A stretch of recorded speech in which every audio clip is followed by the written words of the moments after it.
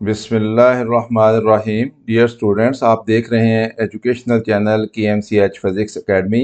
मैं हूं प्रोफेसर खालिद महमूद। हम DAE printing and graphic arts technology के फिज़िक्स के लॉन्ग क्वेश्चंस कर रहे हैं। DAE printing and graphic arts technology applied physics 1, code है इसका PHY 143। आज हमने इसका यूनिट नंबर 1 यानी चैप्टर नंबर 1 का क्वेश्चन नंबर 1.3 करना है। चैप्टर नंबर 1 है ओरिएंटेशन और क्वेश्चन नंबर 1.3 है write a note on micrometer screw gauge. कि हमने माइक्रोमीटर स्क्रू गेज के ऊपर एक कॉम्प्रिहेंसिव नोट लिखना है।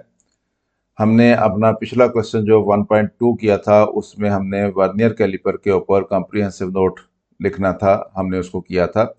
जिस तरह से उस क्वेश्चन में हमने हेडिंग्स दे के उसको कवर किया था सबको, इसी तरह से हमने माइक्रोमीटर स्क्रू गेज के ऊपर जब नोट लिखना है तो इसको भी हेडिंग्स के साथ हमने इसको कॉम्प्रिहेंसिव कवर करना है। यानी हम पहले इसको बताएंगे कि इसका यूज़ क्या होता है, फिर हम ये बताएंगे कि इसकी कंस्ट्रक्शन क्या होती है, इसके पार्ट्स डिफरेंट बताएंगे और इसकी फिगर बनाएंगे। उसके बाद हम इसके ज़ीरो एरर की बात करेंगे कि ज़ीरो एरर क्या होता है, इसका पॉजिटिव ज़ीरो एरर क्या होता है, नेगेटिव ज़ीरो एरर क्या होता है। और उसके बाद हम इसकी पिच की बात करेंगे कि पिच क्या होती है, कैसे मालूम की जाती है। फिर हम इसके पिच के बाद हम इसके लीस्ट काउंट की बात करेंगे कि इसका लीस्ट काउंट कैसे मालूम किया जाता है। लीस्ट काउंट के लिए हमारे पास फार्मूला क्या होता है मालूम करने का। और उसके बाद हम पूरा प्रोसीजर लिखेंगे कि जब हम इसको इस्तेमाल करते हैं तो इसको किस तरह से स्टेप वाइज इसके साथ रीडिंग ली जाती है। तो जब हम इस तरह से अपना क्वेश्चन कंप्लीट करेंगे तो ये हमारे पास 2-3 पेज का क्वेश्चन बन जाएगा और ये हमें फुल मार्क्स जो है वो ले देगा। तो हम देखते हैं इसको कैसे हमने इसको लिखना है। सबसे पहले use of micrometer screw gauge, इसका यूज़ क्या होता है। A screw gauge also called micrometer screw gauge is an instrument that is use to measure small lengths. इसके साथ हमने स्मॉल लेंथ्स को मेजर कर सकते हैं with accuracy greater than the vernier caliper, जबकि इसकी एक्यूरेसी जो है वो वर्नियर कैलिपर से ज़्यादा होती है। यानी जब हमने वर्नियर कैलिपर से भी ज़्यादा एक्यूरेसी के साथ कोई स्मॉल लेंथ, कोई स्मॉल डायामीटर मालूम करना हो, कोई स्मॉल थिकनेस मालूम करनी हो, तो उस वक्त हम माइक्रोमीटर स्क्रू गेज को इस्तेमाल करते हैं। It can be use to measure the diameter of a wire. ये वायर का डायामीटर मेजर करके दे सकता है हमें with accuracy up to 0.01 mm, यानी 0.01 mm तक ये डायामीटर जो है वो मेजर कर देता है। It is also use to find the thickness of metal and cardboards. अगर हमने किसी गत्ते की, किसी मेटल की शीट की थिकनेस मालूम करनी है तो फिर हम इसको माइक्रोमीटर को यूज़ करते हैं। तो ये हमने इसका यूज़ देख लिया।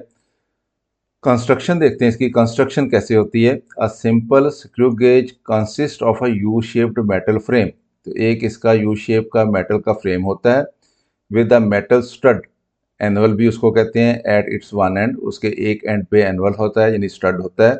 अ hollow cylinder or sleeve has a millimetre scale over it along a line called index line parallel to its axis. ये एक हॉलो सिलेंडर होता है, उस सिलेंडर के ऊपर एक लाइन लगी होती है जो कि उस सिलेंडर के एक्सिस के पैरेलल होती है और उस लाइन को हम इंडेक्स लाइन कहते हैं। वो हॉलो सिलेंडर जो होता है उसको स्लीव भी कहा जाता है। The hollow cylinder acts as a nut, वो नट के तौर पर एक्ट करता है। It is fixed at the end of U shaped frame opposite to the stud. तो स्टड के अपोजिट जो दूसरा एंड होगा यू शेप फ्रेम का, उस पे ये लगा हुआ होता है। A thimble has a threaded spindle inside it, और उसके बाद आगे पार्ट जो होता है इसका थिम्बल होता है जिसके अंदर एक थ्रेडेड स्पिंडल होती है, यानी वो एक बोल्ट के तौर पर काम करती है। Labelled diagram of micrometer is shown in the figure below, और डायग्राम इसकी हमने नीचे फिगर बना दी है ताकि वहां पे इसके सारे पार्ट्स का पता चल जाए। ये आपके सामने एक माइक्रोमीटर स्क्रू गेज है। इसमें इसको हम कहते हैं ये यू शेप्ड फ्रेम है, मेटल का फ्रेम होता है। इसको हम कहते हैं ये स्टड है या इसको एनुअल बोला जाता है। ये स्पिंडल है जो कि इस स्लीव के अंदर है और ये थ्रेडेड होती है। ये स्लीव जो है इसको हम हॉलो सिलेंडर, ये सिलेंडर टाइप होती है और इसको सिलेंडर हॉलो सिलेंडर कह लें और या इसको स्लीव कहते हैं हम।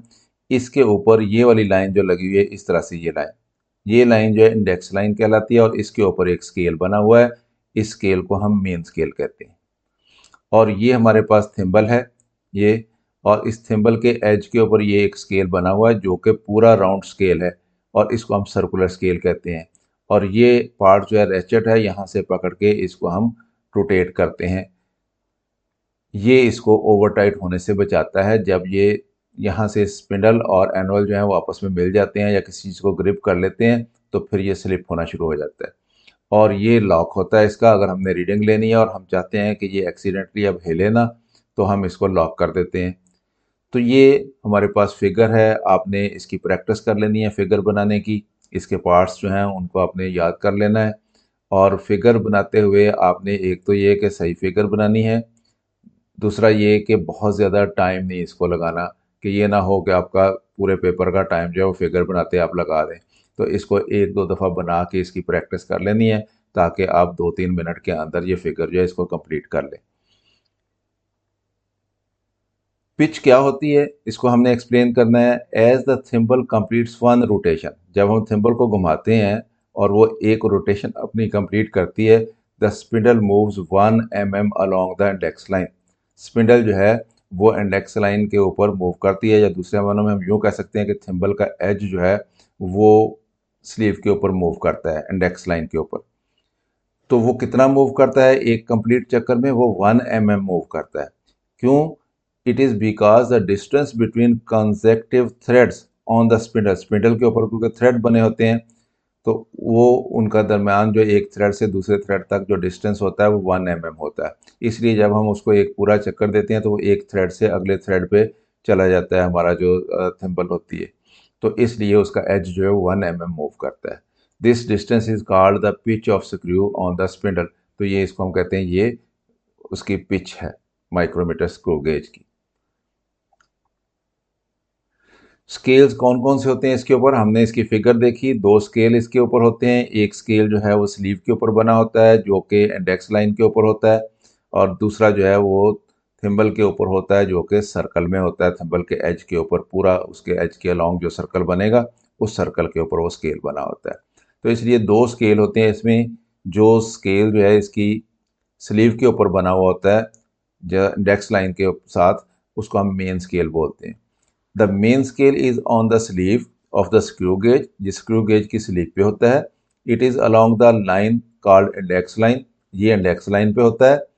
Parallel to the axis of the sleeve, और वो जो इंडेक्स लाइन होती है वो स्लीव के एक्सिस के पैरेलल बनी हुई होती है। This scale is in millimetre, और ये मिलीमीटर में होता है। तो ये हमने मेन स्केल का तारुफ करवा दिया कि मिलीमीटर में होता है। कहाँ पे बना होता है? स्लीव के ऊपर बना होता है। किस तरह से बना होता है? इंडेक्स लाइन के ऊपर। और इंडेक्स लाइन क्या होती है? वो पैरेलल होती है स्लीव के एक्सिस की। दूसरा स्केल जो है इसमें सर्कुलर स्केल होता है। Second scale is around the edge of the thimble, ये थिम्बल के एज के ऊपर बना हुआ होता है। And it consist of 100 equal divisions, और ये 100 इक्वल डिविजन्स होती हैं in a complete circle of the thimble, thimble के पूरे सर्कल पे। So it is called circular scale, इसको हम सर्कुलर स्केल कहते हैं। तो ये जस्ट 100 इक्वल डिविजन्स होती हैं, इसका स्केल नहीं होता कोई भी। Finding least count of a micrometer, least count क्या होता है? ये वो मेजरमेंट होती है जो कोई इंस्ट्रूमेंट कम से कम मेजरमेंट जो ले सकता है, हम उसको कहते हैं ये उसका लीस्ट काउंट है। लीस्ट काउंट से मुराद ही, लीस्ट का मतलब होता है कम से कम, काउंट का मतलब शुमार करना, यानी कम से कम कितनी रीडिंग ले सकता है माइक्रोमीटर, ये उसकी लीस्ट काउंट कहलाता है। तो फाइंड कैसे करते हैं इसको, लीस्ट काउंट को? As thimble completes one rotation, thimble जब पूरा एक रोटेशन कंप्लीट करती है, 100 divisions pass the index line, क्योंकि उसके ऊपर 100 डिवीजन बनी होती हैं। जब वो पूरा एक चक्कर करेगी तो 100 डिवीजन जो है वो इंडेक्स लाइन को पास करेंगी। And the thimble moves 1 mm along the main scale, और थिम्बल जो है वो मेन स्केल के ऊपर कितना मूव करती है, यानी इंडेक्स लाइन पे वो कितना मूव करती है? वो 1 mm मूव करती है। 100 डिवीजन पूरी घूम जाए तो 1 mm मूव करता है उसका एज जो है थिम्बल का। Thus, each division of circular scale crossing the index line moves the thimble through 1/100 mm। तो इसका मतलब ये है कि जब एक डिवीजन जो है वो सर्कुलर स्केल की इंडेक्स लाइन को पास करती है तो एज कितना फिर मूव होता है उसका? वो 1/100 मिलीमीटर मूव होता है। यानी 0.01 mm मूव होता है on the main scale. This is called least count of the screw gauge, इसी को हम स्क्रू गेज का लीस्ट काउंट कहते हैं। यानी एक डिवीजन सर्कुलर स्केल की जब इंडेक्स लाइन को क्रॉस करे तो थिम्बल जो है उसका एज जो है वो इंडेक्स लाइन के ऊपर कितना मूव करता है वो लीस्ट काउंट होता है, और वो 0.01 mm बनता है। लीस्ट काउंट का मालूम कैसे किया जाता है? Least count of screw gauge can be found as follows. तो उसके लिए फॉर्मूला हमारे पास least count of micrometer is equal to pitch of micrometer screw gauge, यानी उसकी पिच कितनी है। पिच का मतलब क्या है, हमने पहले सीखा उसको कि एक कंप्लीट चक्कर जो है थिम्बल जब लगाती है तो इंडेक्स लाइन पे उसकी 100 डिविजन्स पास होती हैं, तो वो कितना मूव करता है उसका एज, वो पिच कहलाती है। तो पिच हमने मालूम करके यहाँ पे लगानी है ऊपर। Number of divisions on circular scale, circular scale के ऊपर डिविजन्स कितनी है टोटल, वो हमने नीचे लगानी है। तो पिच की वैल्यू ऊपर लगेगी, सर्कुलर स्केल डिविजन्स की वैल्यू नीचे लगेगी, तो माइक्रोमीटर का लीस्ट काउंट निकल आएगा। इस तरह से least count of micrometer is equal to pitch कितनी है 1 mm, यानी पूरी 100 डिविजन्स रोटेट करें तो 1 mm मूव करता है उसका एज जो है, और डिविजन्स कितनी 100, तो 1/100 कितना होता है 0.01, तो इस यूनिट क्या है mm, तो 0.01 mm जो है ये लीस्ट काउंट निकलेगा उस माइक्रोमीटर का जिसकी पिच 1 mm होगी और जिसपे 100 सर्कुलर डिविजन्स होंगी। तो लीस्ट काउंट हमने फाइंड आउट कर लिया। फिर हम देखते हैं जीरो एरर क्या होता है इसका। To find the zero error, close the gap between the spindle and the stud of the screw gauge by rotating the ratchet in the clockwise direction. Ratchet को क्लॉकवाइज डायरेक्शन में आप rotate करेंगे तो spindle का as जो है वो move करेगा स्टड की तरफ, और फिर वो उस स्टड के साथ जाके मिल जाएगा, यानी उसका गैप जो है वो ख़त्म हो जाएगा। तो हमने ये गैप ख़त्म करना दोनों के दरमियान, यानी हमने स्टड और स्पिंडल जो है उनके एज आपस में मिला देने हैं। कैसे मिलाने हैं? हम रैचेट को क्लॉकवाइज घुमाएंगे तो स्पिंडल मूव करती हुई स्टड के साथ जाके मिल जाएगी। इफ़ ज़ीरो, अब हमने क्या करना है, अब हमने स्केल देखना है, उसका स्केल की तरफ देखना है, मेन स्केल और सर्कुलर स्केल की तरफ। If zero of circular scale coincides with the index line, अगर तो मेन स्केल का, ये मेन स्केल की इंडेक्स लाइन है और ये सर्कुलर स्केल है, ये सर्कुलर स्केल का ज़ीरो है, ये सर्कुलर स्केल का ज़ीरो जो है ये कोइंसाइड कर गया है इस इंडेक्स लाइन के साथ, यानी इसकी सीध में आ गया है। कोइंसाइड करने का मतलब मुंतबिक होना, ये एक दूसरे की सीध में आ जाना, ऐसे जैसे ये दोनों, ये इंडेक्स लाइन है और ये ज़ीरो है सर्कुलर स्केल का, ये एक दूसरे की सीध में आ गए, ये देखें। तो ऐसा अगर हो जाए तो फिर हमने क्या कहना है, then the zero error will be zero as shown in the figure. तो हम कहेंगे जीरो एरर जीरो है, इस वक्त इसमें कोई एरर नहीं है। As zero of circular scale is exactly on the index line, क्योंकि सर्कुलर स्केल का ये जीरो जो है ये इंडेक्स लाइन के ऊपर है, बिल्कुल ऐसे। Hence there is no zero error, तो हम कहेंगे इस इंस्ट्रूमेंट में जीरो एरर नहीं है। लेकिन अगर ऐसा ना हो तो फिर उसमें एरर है। तो वो एरर क्या हो सकता है? दो हो सकते हैं, पॉजिटिव जीरो एरर हो सकता है, नेगेटिव जीरो एरर हो सकता है। तो अब हमने ये बताना है कि पॉजिटिव जीरो एरर क्या होता है। Zero error will B positive if zero of circular scale is behind the index line, अगर सर्कुलर स्केल का जीरो इंडेक्स लाइन से पीछे रह जाए। अब ये देखें, ये इंडेक्स लाइन है ये, और ये जीरो जो है वो उससे पीछे रह गया है, ये इसके बराबर नहीं आया, तो जीरो से पीछे रह गया, आप बिलो कह सकते हैं इसको। तो ऐसी सूरत हाल अगर हो जाए, यानी ये इंडेक्स लाइन है और सर्कुलर स्केल का ज़ीरो ये है, ये उसके बिहाइंड रह गया है, तो इसलिए इसमें एरर है, और ये एरर जो है पॉजिटिव एरर है, क्योंकि ज़ीरो वाली लाइन सामने आने की बजाय क्या हो रहा है, ये देखें पांचवी लाइन सामने आ रही है, तो इसका मतलब है इसमें पॉजिटिव एरर है। In this case multiply the number of divisions of the circular scale that has not crossed, यानी जो डिविजन्स उन्होंने अभी इंडेक्स लाइन क्रॉस नहीं की, यानी ये 5 डिविजन्स हैं, ये वाली इन्होंने अभी तक इंडेक्स लाइन क्रॉस नहीं की, अगर ये क्रॉस करती तो फिर ये ज़ीरो इसके सामने आता। तो ये 5 लाइनें क्रॉस नहीं की, तो जितनी लाइनें क्रॉस नहीं की इंडेक्स लाइन को, उसको क्या करना है, मल्टीप्लाई करना है विद लीस्ट काउंट के साथ of the screw gauge to find zero error. तो हमें ज़ीरो एरर मालूम हो जाएगा और ये ज़ीरो एरर जो है पॉजिटिव ज़ीरो एरर हो जाएगा, जैसे कि यहाँ पे दिखाया गया है। Zero error is positive if zero of circular scale has not reached zero of main scale. अगर वो मेन स्केल के जीरो तक नहीं पहुंचा तो इसका मतलब उसमें जीरो एरर है और वो पॉजिटिव जीरो एरर है। Hair zero error is positive 0.01 mm। क्यों?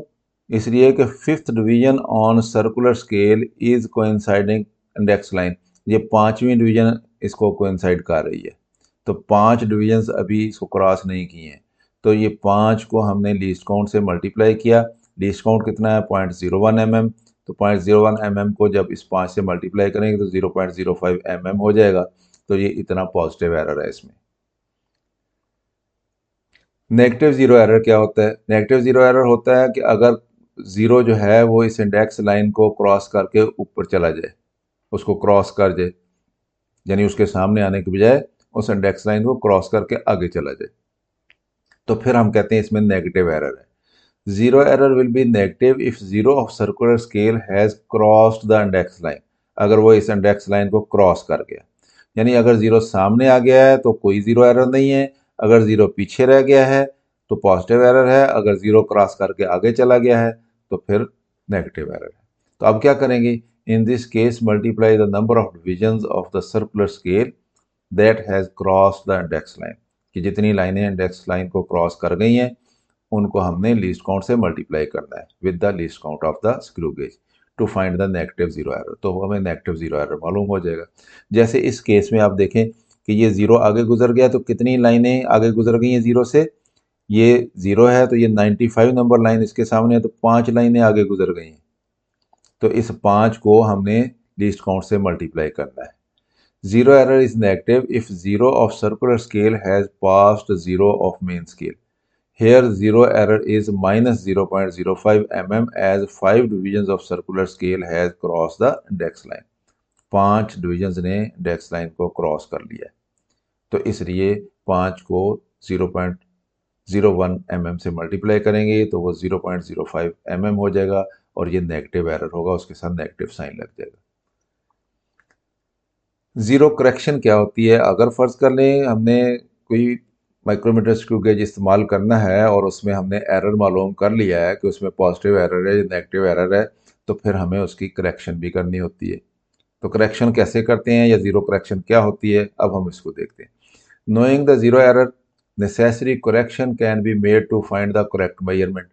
तो जीरो एरर को मालूम करके तो हम क्या करेंगे, अब हम उसमें करेक्शन लगाएंगे ताकि हमें करेक्ट मेजरमेंट हासिल हो जाए। Such a correction is called zero correction of the instrument. तो इस तरह की करेक्शन को हम जीरो करेक्शन कहते हैं। Zero correction is the negative of zero error. Zero error का नेगेटिव होता है वो, यानी रीडिंग में से जीरो एरर को माइनस किया जाता है। अगर नेगेटिव जीरो एरर होगा तो उसको माइनस करेंगे तो ऑटोमेटिकली उसमें ऐड हो जाएगा। अगर पॉजिटिव जीरो एरर होगा उसको रीडिंग में से माइनस करेंगे तो वो उसमें से माइनस हो जाएगा।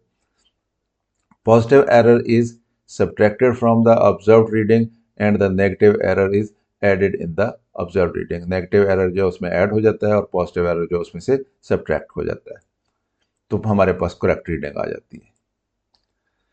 Taking reading on a micrometer screw gauge. अब हमने देखना है कि हमारे पास क्या स्टेप होते हैं, किस तरह से हम इसके साथ रीडिंग लेते हैं। तो स्टेप क्या होंगे इसको यूज करने के? Number one, find the zero error of the screw gauge. हमने पहले जीरो एरर मालूम कर लेना है जैसे हमने सीखा है। दूसरा स्टेप क्या होगा? To find diameter of a wire. फर्ज कर ले हम एक वायर का डायामीटर निकालना चाहते हैं using micrometer. Place the wire between stud and spindle. Stud और स्पिंडल के दरमियान में उसको रखना है ऑफ द माइक्रोमीटर। तो फिर क्या करना है, हमने रैचेट से पकड़ के तो उसको स्पिंडल को घुमाना है ताकि वो उस वायर को ग्रिप कर ले।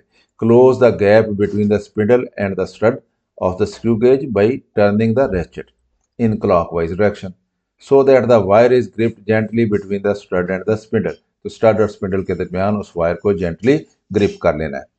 Note the complete divisions of main scale outside the thimble edge. अब हमने क्या करना है, तो जाहिर है ग्रिप हो गया, अब हमने स्केल को देखना है। स्केल पे हमने ये देखना है कि थिम्बल का एज कहाँ पे है। थिम्बल के एज से आउटसाइड मेन स्केल की जितनी भी डिविजन्स हमें नजर आ रही हों वहां तक हमने उनको नोट कर लेना है। Next, find the circular division that is coinciding with index line. अब हमने सर्कुलर स्केल को देखना है और देखना है कि उसकी कौन सी डिवीजन जो है इंडेक्स लाइन के सामने है, उसको नोट कर लेना है। Multiply it by least count of micrometer, फिर उस लाइन को जो कोइंसाइड कर रही है सर्कुलर स्केल की इंडेक्स लाइन के साथ, उसको हमने लीस्ट काउंट से मल्टीप्लाई कर लेना है और फिर उसको क्या करना है, add it in the main scale reading. और जो हमने मेन स्केल रीडिंग नोट की थी थिम्पल से आउटसाइड जो रीडिंग हमने देखी थी उसमें उसको जमा कर देना है। This is equal to the diameter of the wire, तो इस तरह से वायर का डायमीटर हमने निकाल लिया। अप्लाई जीरो करेक्शन, अब उसमें अगर जीरो एरर था तो उसको जीरो करेक्शन अप्लाई करनी है, पॉजिटिव जीरो एरर था तो उसको माइनस करना है उसमें से, नेगेटिव जीरो एरर था तो उसको ऐड करना है to get the correct diameter, ताकि करेक्ट डायमीटर हासिल हो जाए। और फिर इस प्रोसीजर को हमने 3 दफ़ा दोहरा देना है और तीनों दफ़ा दोहरा के वायर के मुख्तलिफ जगहों से हमने उसका डायमीटर मेजर करना है और फिर तीनों रीडिंग जो है उनको ऐड करके 3 पे तकसीम करके एवरेज निकाल लेनी है ताकि एवरेज डायमीटर निकल आए। Repeat the above procedure and record at least 3 observations at different places of the wire to obtain its average diameter, ताकि उसका एवरेज डायमीटर निकल आए। तो स्टूडेंट्स ये हमने कॉम्प्रिहेंसिव नोट जो है माइक्रोमीटर स्क्रू गेज के ऊपर इसको लिख लिया। खुद भी देखें वीडियो को, दोस्तों के साथ इसको शेयर भी करें ताकि वो भी इससे फ़ायदा उठा सकें। अगर वीडियो पसंद आए तो इसको लाइक भी कर लिया करें। अगर चैनल अभी तक सब्सक्राइब नहीं किया तो इसको सब्सक्राइब कर लें ताकि KMCH फिज़िक्स अकेडमी की तरफ से आपको इस तरह की मज़ीद वीडियोस मिलती रहें। हमने आज चैप्टर नंबर 1 के तीनों लॉन्ग क्वेश्चन कंप्लीट कर लिए हैं। मिलेंगे इंशाल्लाह नेक्स्ट वीडियो में चैप्टर नंबर 2 के फर्स्ट क्वेश्चन के साथ। मेरी तरफ से अल्लाह हाफिज़, शाद रहें, आबाद रहें।